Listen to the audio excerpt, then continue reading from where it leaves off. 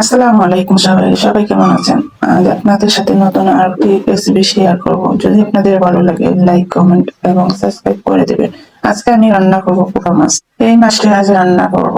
আজকাল এই মাছগুলো পরিষ্কার করে নিলাম। হালকা মরিচ গুঁড়ো, হলুদ গুঁড়ো এবং লবণ দিয়ে মাছগুলো ভালো করে মাখিয়ে নিলাম। এরপর এত মাছ ভাজার জন্য তেল দিয়ে দিলাম। তেল গরম হলে এতে মাছগুলো দিয়ে দিব। এক পাশে ভাজা হয়ে গেলে অন্য পাশ ভেজে নেব।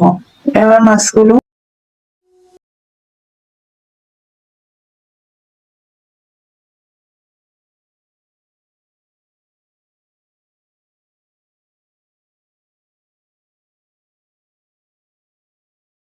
দিয়ে নেব।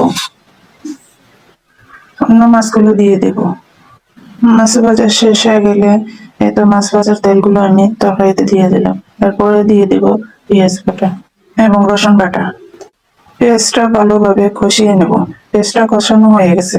এখন আমি এতে দিয়ে দিলাম টমেটো আর কাঁচামরিচ। টমেটো আর কাঁচামরিচ দিয়ে কিছুক্ষণ নাড়াচাড়া করে আমি একটু ঢেকে দেবো টমেটোটা নরম হওয়ার জন্য। টমেটোটা নরম হয়ে গেলে আমি এতে দিয়ে দেবো মরিচ গুঁড়ো, হলুদ গুঁড়ো, ধনিয়ার গুঁড়ো এবং অল্প একটু জিরার গুঁড়ো।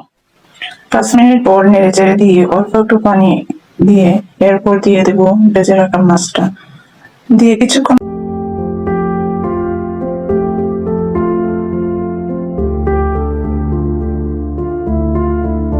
কষিয়ে এরপর দিয়ে দিব পরিমাণ মতো ঝোল এবং ধনেপাতা। শেষ, আমার রান্নাটা কমপ্লিট হয়ে গেল। অল্প তেল আর সাধারণ মশলা দিয়ে রান্নাগুলো দেখতে আমার চ্যানেলটি সাবস্ক্রাইব করে নেবেন। আজ ভিডিওটি এই পর্যন্ত। ধন্যবাদ সবাইকে।